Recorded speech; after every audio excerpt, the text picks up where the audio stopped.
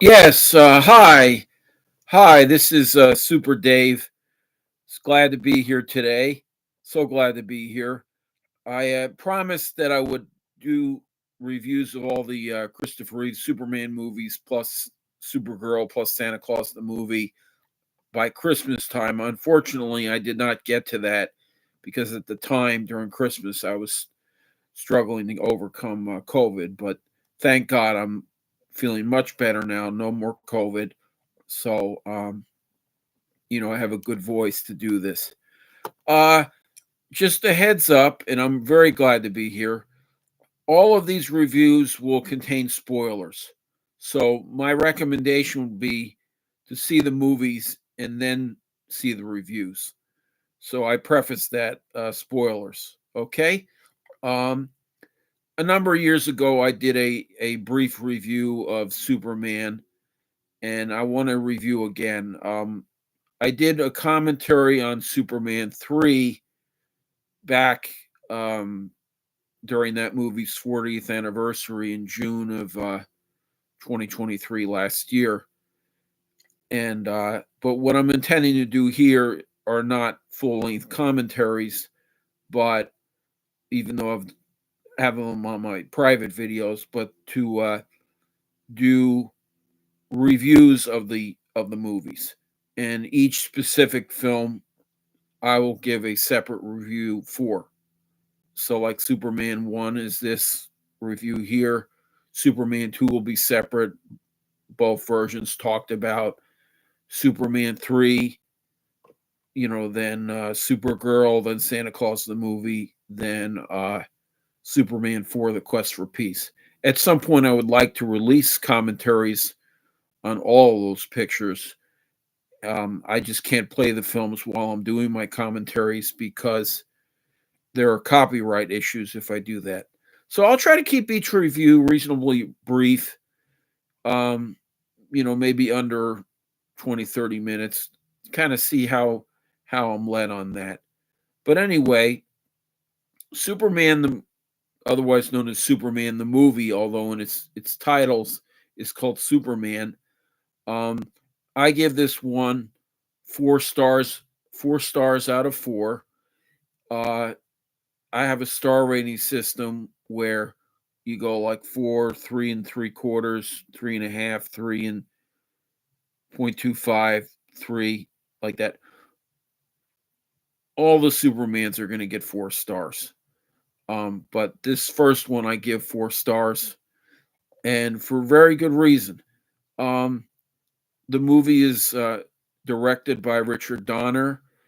Him and his creative consultant Tom Mankiewicz, they really took the efforts of writer Mario Puzo, who wrote the original script for the first 2 movies, and also um, David Newman, Leslie Newman, Robert Benton took their script and really made it a special film.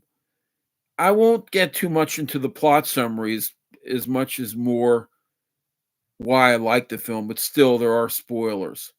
Um, Superman opens in a very epic scale on the planet Krypton, and there you have Marlon Brando, the Marlon Brando, being paid $3.7 million plus, I think, 11% of the profits for the character of Jor-El. Jor-El is Kal-El's father. Kal-El, of course, becomes Superman. Susanna York plays Lara, and he condemns the 3 um, villains of Krypton: Zod, played by Terrence Stamp; Ursa, played by Sarah Douglas; Non, played by Jack O'Halloran. He condemns them to the Phantom Zone. And the Phantom Zone is like a Kryptonian equivalent to an eternal hell. Um, and mainly my review is focusing on the theatrical cut, but I will make comments about the other versions of the film that are there. I'm glad to own all these movies on YouTube. I had them in other mediums in the past, many of them. Uh, so Krypton is about to explode, but most or all of the elders will not believe the great scientist Jarrell's reports and findings. And he says, we must evacuate this planet immediately. And yet the people don't listen. So he says, I've got to send my son to another dimension, to another galaxy, to another planet. So he sends baby Kal-El in like a rocket ship. It is a rocket ship. And Superman, really, this first movie, the main goal of it is to tell the backstory of the origins of Superman. So the ship leaves and the planet explodes. Fantastic special effects, by the way, fantastic. And from there, he lands on planet Earth about 3 years later, about 1948, movie time, and then will send off from a rocket ship in 1948, and then lands on yeah, we'll make sure we have this right here. Lands 1948, 3 years in a rocket ship to get to Earth. So that's right. So he sent off in 1948, and then around Kal-El's 18th birthday, uh, his earthly parents, his father on Earth, Jonathan Kent, played by the great Glenn Ford, passes away. His mother's still there, played by Phyllis Thaxter. He senses this calling, this great calling, through this green crystal that's in the barnyard at the in Smallville, Kansas. From there, he goes to the North Pole and throws the green crystal. And the question is, well, what does that become? It creates this entire, in the North Pole, Fortress of Solitude, where miraculously Kal-El does not freeze to death. And in later movies, he even brings others there. So you'll see that, or in the sequels. But from there, he has about 12 years of instruction going through time and space with the spirit of his father, Jor-El. And then we get into the third act, or the majority of the movie, like the last 90 minutes of the movie, where Superman comes to Earth first as Clark Kent, as mild-mannered reporter Clark Kent. He meets Jackie Cooper's Perry White, Mark McClure's Jimmy Olsen, and Lois Lane's played by Margot Kidder at the Daily Planet. And one point in time, Lois Lane is in the helicopter of the Daily Planet, and the helicopter spins out of control and has an accident, and she's hanging from the top of a skyscraper. Skyscraper is really the New York Daily News, I believe, in real life, but through a marvelous set of special effects on many different levels. Superman comes to her rescue. He goes through a revolving door and becomes Superman.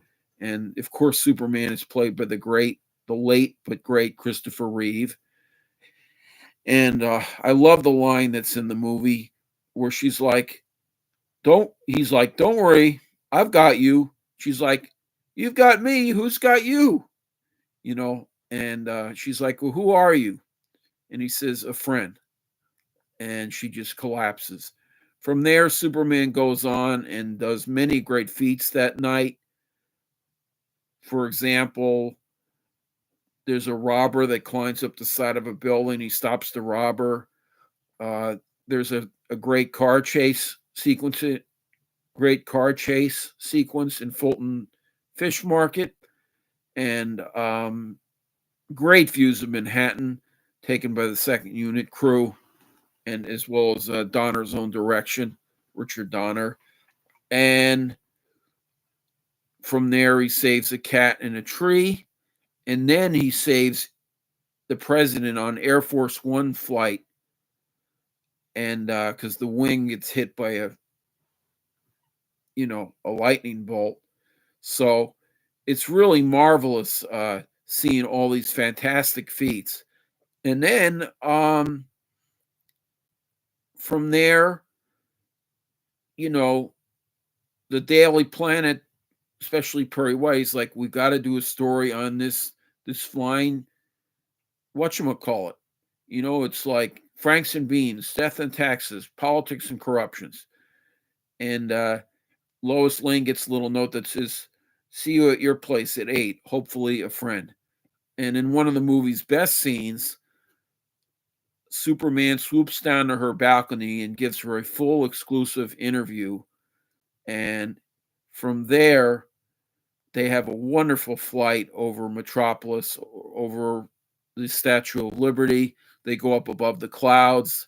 It's really, really beautiful to look at. And um, I believe that was the first, what you would call Zoptic flying special effect, where they have the front projection and the actors are on a pole arm, and it looks so real. There are other shots in the movie where they're flying on a crane with wires, but you can't see the wires because they do such a marvelous job of painting out the wires.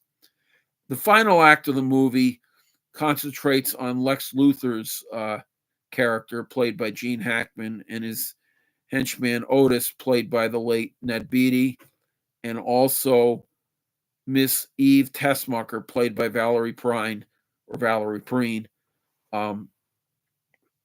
And Lex has this whole plan to set off 2 missiles, one to Hackensack, New Jersey, and the other to the San Andreas Fault in the West Coast in California. And he knows that Superman can't stop both of them. And through a lot of trickery, he hides it in lead, because in the interview with Lois, it's revealed that he would be, Superman can't see through lead. So anyway, he tricks Superman and he says, here's your kryptonite. I spared no expense to make you feel right at home. You were great in your day, Superman. But it just stands to reason this old, diseased maniac would be your banker. And he pushes him into the swimming pool. By the way, Lex's lair is below Grand Central Station. It's a marvelous set built by production designer John Barry. All the sets are fantastic. In these movies, most of them were filmed at Pinewood Studios in England, but they did great location shooting in New York City for the exteriors of Metropolis, and they did filming in Alberta, Canada for the Smallville sequences. Superman ultimately is rescued by Miss Tessmacher because she doesn't want to see her mother die in Hackensack with that missile. And you got a final great act. But this movie is not just special effects. It's not just action sequences, as impressive as they are. I mean, Superman helps lay the track for a train to go across. That's really fantastic. Superman saves a bunch of kids and a bus driver on top of the Golden Gate Bridge. Superman does so many things. He intervenes when the San Andreas Fault is splitting apart, and he repatches the San Andreas Fault back together. Jimmy Olsen, is trying to hold on for dear life on the Hoover Dam, and he saves him. And but he does not make it to Lois Lane in enough time. In the original version of what had been conceived, it was a different concept, how one of the missiles would have set off the villains that we saw at the beginning of the movie, but that was not to be. It was decided to have Lois die at the end of Superman 1, and her car falls into this great crevice because the San Andreas Fault hit by a missile that sets off a great earthquake. And Superman was given orders by his father, Jor-El, his Kryptonian father, never to interfere in human history, never to interfere in human history. And so from there,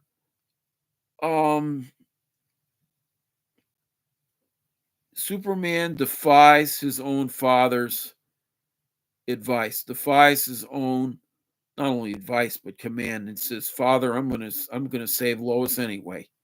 And he turns the Earth backward, all the way to the point where all of California is saved. and Lois's life is saved. He doesn't turn back to the whole movie, but he goes back far enough to save Lois's life and to repair the major damage from the earthquake. So it's really a sight to be a sight to behold, a real sense of awe, a real sense of wonder.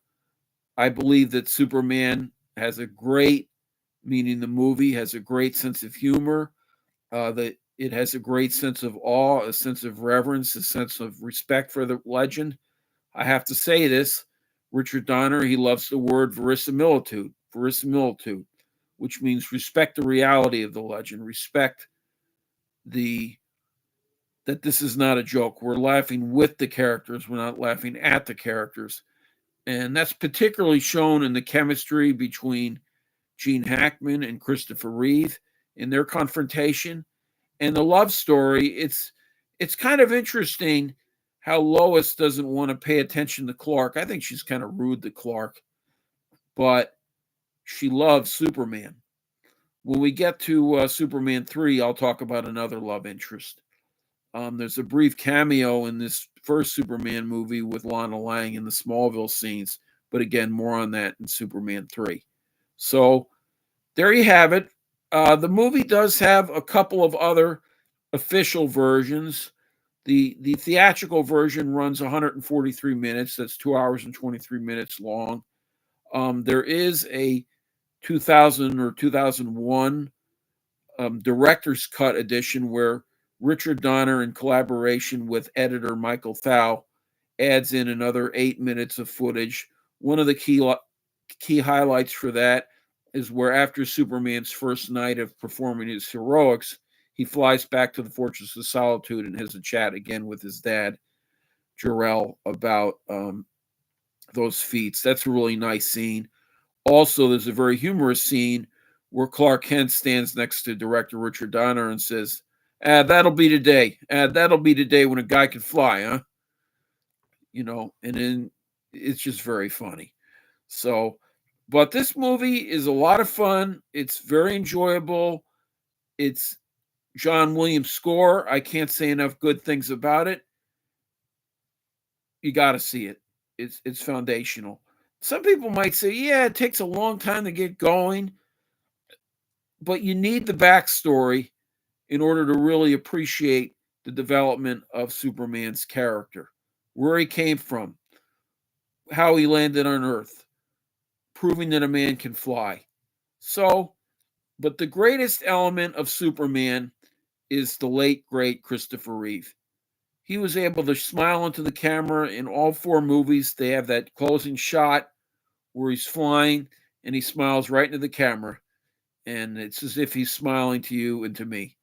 So that's my review of Superman. There is one other version that runs 3 hours and 8 minutes long. It's an extended television cut. Personally, I like that cut. All 3 cuts of the movie, those versions, I give 4 stars. But I do think that the television cut runs on too long. It slows the pace of the movie. It also has some elements of humor, like, Otis feed the babies and sending meat down the feed to alligators, and at one point almost taking Miss Tessmacher's life with the alligators. I mean, dumb stuff like that. I could see why that was cut. Yet, it's always great to see more of Christopher Reeve. It's always great to see more of the action sequences fleshed out. But Stuart Baird, he's just a great editor, and I think really has a real crispness with his action sequences. So I can't say enough great things about Superman. Whichever version you enjoy, I would recommend the theatrical version the most. Then the 151-minute version, the special edition 2001, and then I would recommend the extended release. So anyway, thank you for this, and looking forward to doing Superman 2 next. Thank you. God bless.